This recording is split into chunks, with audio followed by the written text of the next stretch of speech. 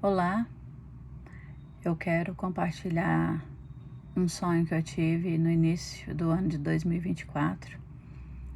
Estive protelando todo esse tempo, mas eu penso que é necessário, porque eu tenho sido muito inquietada para gravar esse vídeo.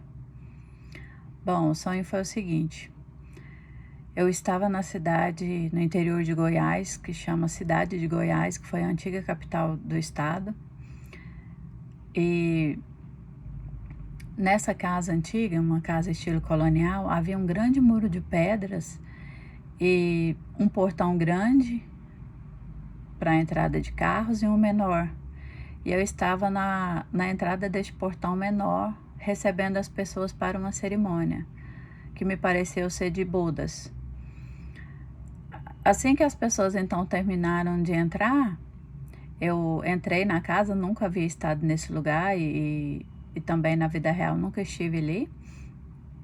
Mas eu sabia que era de uma irmã conhecida minha, que inclusive faz alguns anos que eu não a vejo. Temos contato, mas não temos sido próximas como éramos antes. Ao entrar, então, havia um grande gramado e várias pessoas das que tinham entrado estavam ali conversando. E eu entrei na casa onde seria a cerimônia e vi um pequeno altar, que seria o local que a pessoa faria o casamento. Só que o altar estava montado atrás da porta. E antigamente era muito comum, né, nas casas de fazenda, aquelas cantoneiras onde era colocado o pote de água para que as pessoas se servissem, para a água ficar fresca. E havia um pote ali e a cerimônia seria então realizada ali atrás da porta. Eu achei um pouco estranho, eu pensei, como que vai caber o celebrante, os noivos? Não fazia sentido para mim. Havia algumas poucas cadeiras, né, dispostas ali na sala, e eu percebi duas grandes janelas de madeira, e por essas janelas entrava o sol e o dia estava muito ensolarado, muito bonito. E eu pensei, por que não montaram o púlpito, né? O púlpito mesmo, ali naquele local. E eu então me assentei em um pequeno banco, um banco também não muito comum, que é um banco para parturiente. Ele é um formato assim, e a parturiente ficava de frente para a mãe, né? E ali ela receberia o bebê. E eu estava sentada em um pequeno banco desse. Quando eu olhei para o meu colo, haviam algumas matrioscas de todas as cores, vermelha, azul, amarela, de florzinha, elas são bem chamativas, né? E aproximou-se então de mim uma criança de uns 5 anos e ela me perguntou: tia, onde que eu vou sentar? Eu falei: senta em qualquer lugar. Aí ela me respondeu: mas não há lugares. Só que haviam assim 3 pessoas conversando no fundo, eu e ela, e não havia mais ninguém. Mas quando eu olhei para as cadeiras, tinham chave, chapéu, bolsa, várias coisas guardando o lugar. E aí eu disse a ela: senta no meu lugar. E eu peguei as matrioscas e coloquei no colo dela. Falei: senta no meu lugar, que eu vou procurar a dona da casa para a gente mudar o local do que vai ser a celebração. E eu saí então pela porta e vi todas aquelas pessoas conversando. O dia estava muito bonito, ensolarado. E eu comecei a caminhar por esse jardim. Era como se fosse uma pequena chácara. E não encontrei a proprietária. Mas no fundo da casa, eu encontrei a casa de um antigo pastor meu. E o pastor veio ao meu encontro muito feliz e me abraçou, um abraço demorado. E eu percebi que no sonho ele estava acima do peso que ele realmente é. Era como se ele tivesse umas 3 vezes mais do que ele realmente tem. Mas a camiseta dele estava branca, muito branca a camisa, e ele me convidou para dentro. Quando eu entrei, a esposa dele estava vindo com uma grande cesta com vegetais, talvez para preparar a refeição. E quando ela colocou aquela cesta na pia, na bancada onde ela ia preparar, eu percebi que ela estava com a bata de mulher grávida. E a bata também era branca. E ela me falava assim, com uma certa urgência na voz: precisamos nos reunir para orar. E eu falava: que dia que você quer? E ela me dizia: do dia 20 até o dia 30 a gente precisa arrumar um lugar.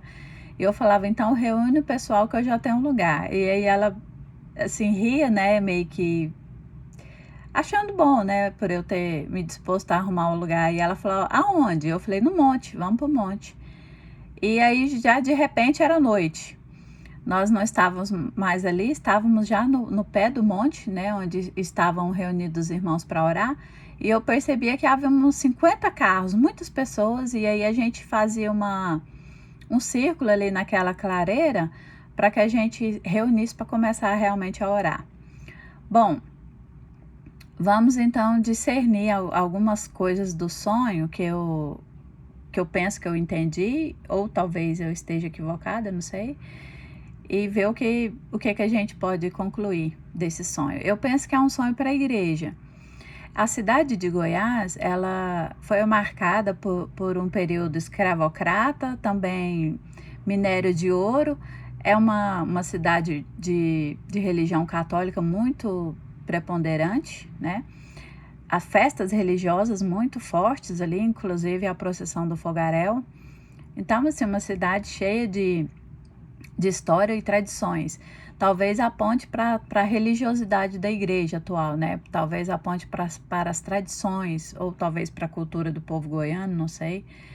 Bom, o muro dessa casa, ele era feito de pedras, e a tradição da cidade de Goiás é que a grande maioria desses muros, eles foram construídos realmente por escravos.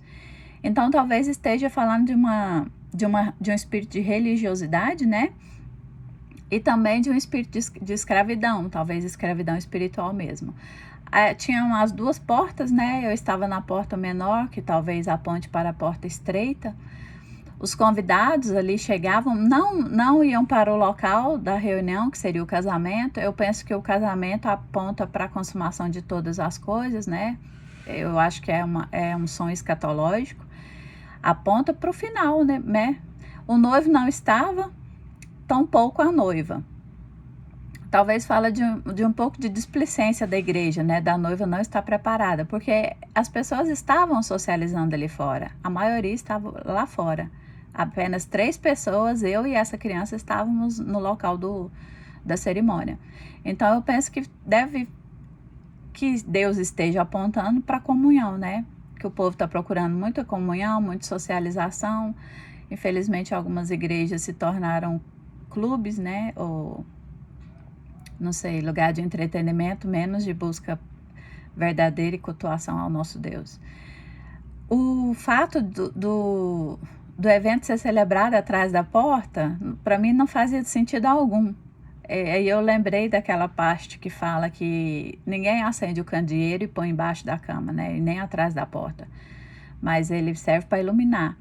Então, o casamento, o encontro do noivo e da noiva precisa ser algo realmente que vai ser visualizado pelo mundo, não algo que vai ser feito às ocultas, né? A questão de também ser feito no local do pote, que era nessa cantoneira, a água aponta para o Espírito Santo, né? O pote de barro aponta para a simplicidade, talvez para uma obra rústica, ou da simplicidade humana, ou da vulnerabilidade mesmo, porque o pote ele cai e ele facilmente ele quebra, né? Facilmente ele racha pelo seu material ser de barro. Mas ele é cheio do Espírito, né? Que a água aponta para o Espírito, mas uma obra contida, uma obra que o homem está sobre o domínio. Porque não era uma água abundante, não é uma água que você pode nadar, por exemplo, né? Era uma água que poderia saciar a sede, mas era uma água contida, uma água pouca, né? No pote. O fato de eu estar nesse banco de parturiente, eu penso que aponta para o final dos tempos, né? Para a conclusão de todas as coisas, porque o Apocalipse fala também da mulher em dores de parto, assim como fala do noivo e da noiva. Então, eu penso que está apontando para o princípio das dores, né? Que a parturiente, ela precisa estar a postos ali para receber o bebê. Outro fato é que quando a criança me procurava, eu penso que essa criança são os pequeninos, né? Aponta para os pequeninos, para os novos na fé. E não tinha lugar para ela. Talvez porque a igreja está tão cheia de si que não havia lugar para aquela criança. Todos os lugares estavam ocupados, mas não por pessoas, por coisas. Talvez Deus esteja falando que as prioridades dentro da igreja estão erradas, né? A prioridade seriam as pessoas e não coisas. Chave de carro, chapéu, enfim, várias coisas guardando lugar. Sobre as matrioscas, eu entendi também, né? Uma obra que aponta para ela mesma. Talvez uma obra de vaidade, porque a matriosca, uma das características são as cores vibrantes, né? Vermelho, azul, amarelo. E também uma boneca dentro de outra e dentro de outra, talvez está tão em si mesmada, tão cheia de si, que não há espaço para Deus, né? Não tem como Deus ocupar espaço, porque ela está ocupada por si mesma. Ela mesma tem ocupado os próprios espaços. Mas eu entregava àquela criança tanto o banco quanto as matrioscas. Talvez esteja também falando de uma nova geração, né? De um novo povo que vai se levantar na igreja, né? Com a simplicidade da criança. E quando eu saía, que eu queria mudar o local da cerimônia, que eu queria colocar entre essas duas janelas de madeira, né? E o sol batia ali, então eu penso que o sol também aponta para o sol da justiça, né? É uma figura da presença de Deus mesmo. E quando eu saía, que eu não encontrava a dona da casa, mas eu encontrava o pastor, meu amigo. E o fato, assim, dele estar de branco, eu acho que aponta para a santidade, né? Dos caminhos dele estarem de comum acordo com o que o Senhor espera em santidade. Mas ele estava obeso. Talvez ele tenha recebido muito, né? Aponta para uma igreja, um outro tipo de igreja que está tão cheia de bênçãos, né? Que está gorda, né? Uma ovelha gorda, mas que não está compartilhando. E a esposa, né? A esposa dele estava preparando alimento, talvez da palavra, mas ela também queria que a gente orasse. E havia uma urgência na voz dela. Ela falava, a gente precisa reunir para orar. E ela me fala, interessante, ela falava do dia 20 ao dia 30 a gente precisa reunir. 20 a 30 fala sobre o fim, né? O fim do mês. Então, talvez seria o fim, a conclusão de todas as coisas, talvez reunir um remanescente.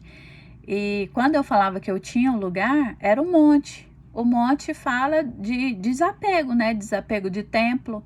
Porque no monte não existe outras coisas, não tem outras distrações, não existe a liturgia humana, não existe holofotes, não existe os microfones, não existe nada disso. Não tem os cantores. É um povo reunido para orar, né? É a terra no chão, as árvores e você e Deus e o céu acima da cabeça. Então eu penso que fala de uma obra rudimentar, de uma obra natural e de uma obra fora mesmo da luz, né? Porque o monte é um lugar escuro, então não há holofotes sobre esse lugar. Algo também que eu não posso me esquecer é que quando eu conversava com ela, era dia e de repente tornava-se noite. Eu penso que Deus está falando que as coisas vão acontecer muito rápido, né? Da luz para as trevas, talvez um período de perseguição da igreja, vai ser algo muito rápido. Era num piscar de olhos. Enquanto eu falava para ela que eu tinha um lugar para ela reunir as pessoas, já era noite. Então eu penso que Deus está falando da rapidez, né? De que vai acontecer. E 50 pessoas para a realidade da igreja são pouquíssimas pessoas, né? Não sei nem que porcentagem seria essa, mas é ínfimo. Então, talvez esteja falando de um remanescente, né? Um remanescente que ainda permanece fiel e quer buscar a Deus na simplicidade, porque o monte ele fala da simplicidade, né? Então, esse ano eu tive vários sonhos e infelizmente eu, envolvida com tantas coisas, eu acabei não gravando nenhum conteúdo para falar sobre isso. Mas como eu senti muito inquietada, eu resolvi agora, assim, nos momentos finais, né, nos acréscimos, gravar esse vídeo. Eu espero que ele edifique a sua vida e espero que realmente possa trazer algum tipo de despertar para a igreja. Deus te abençoe.